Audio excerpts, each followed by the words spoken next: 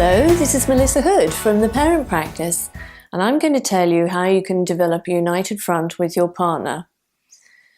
Most of this material was put together by people in our classes. Have you ever gone out to the weekly shop on a Saturday, leaving strict instructions for your 8-year-old boy to finish his science project before playing on his PlayStation, only to come home an hour later and find him in front of the TV and Dad's asleep on the sofa? Or have you cringed as you've watched your partner administering discipline in a way that makes you worry for your child and knowing you'll be dealing with the fallout later?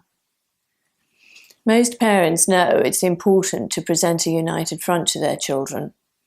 They know if they don't, kids will quickly exploit any chink in the togetherness of the parent unit and try to play one parent off against the other to get out of doing tasks or to gain treats. When you were a child, you probably knew which parent to approach about different issues. Often one parent spends much more time with the children than the other parent, and therefore does more of the upholding of the rules, more disciplining. One parent might adopt the role of good cop, while the other is cast as the bad cop. This might be nice for the one who gets to play the good parent, but not so much for the bad parent, and disastrous for the children. If parents aren't in agreement about their rules, children won't regard them as rules, but think of them merely as the whim of the particular parent. If, for example, having restrictions on screen time or not allowing chocolate biscuits before meal times matters only to one parent, it won't matter to your children either. But when parents are singing from the same song sheet, children get the message that the things they're going on about are important, and the children adopt those values themselves over time. One client gave a great analogy by saying, it's like I spend the whole week teaching the kids how to play football, as in soccer, and understand the offside rule, etc., only to find that at the weekend they tend to forget the soccer football because they're playing American football and the rules are different. Before you had children, you may have had a conversation with your partner along the lines of, well, how many kids do you want? Are you interested in private or state education? But since you've had children, you probably had a lot less time, and how often have you made time to really talk about what's important to you about raising your children? Have you ever discussed what values you want to pass on to them? So, what's the key to a united front? It's really important to communicate with your partner, and that means making time to discuss what matters to you and also what you want to happen at home. You'll need to make a routine time to talk, to discuss the children. Schedule that time or you'll find yourself firefighting as and when disputes arise. Where there's disagreement, compromise is important. Actually, consistency is more important than the actual rule.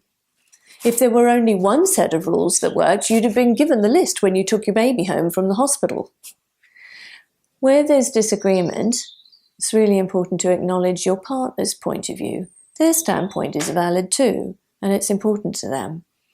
This acknowledgement is really vital if you're going to be able to compromise.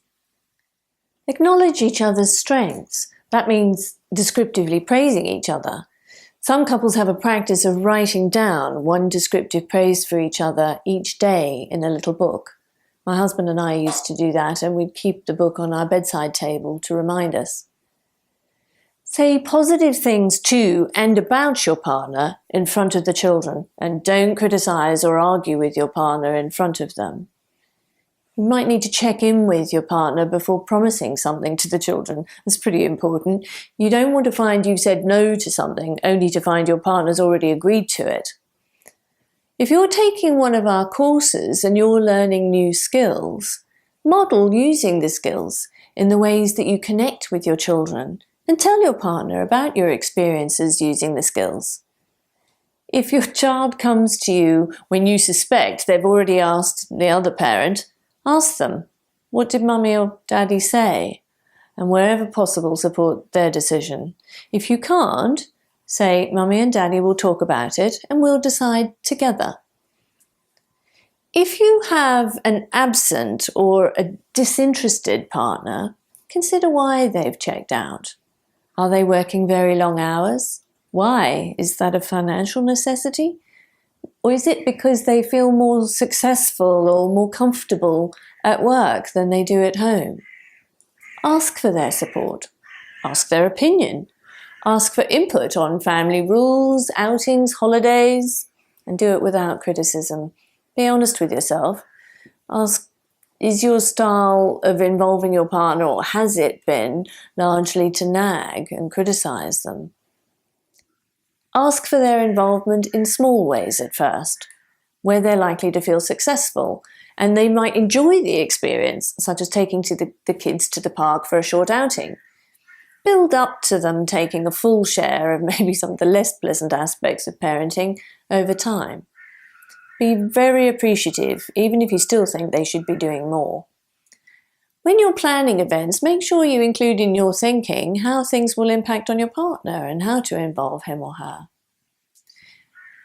It's important to realize that children can cope with different rules in different environments. Like, they're used to the idea that there are different rules at school and different rules in one grandparent's house maybe compared to the other.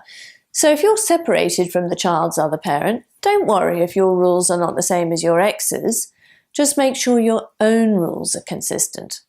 And never criticize the other parent or their rules. Just say, that's the rule in Daddy's house. You've remembered it well. And what's our rule here? So keep developing your parenting practice. And if you're doing one of our courses, either online or in the Positive Parenting Academy or face-to-face, take a look at Module 7 on being in charge. What changes are you going to make to put yourself in charge, positively and firmly? We hope you found this useful. And if you'd like other great ideas, tips and videos for bringing the best out in your children, stay tuned to theparentpractice.com.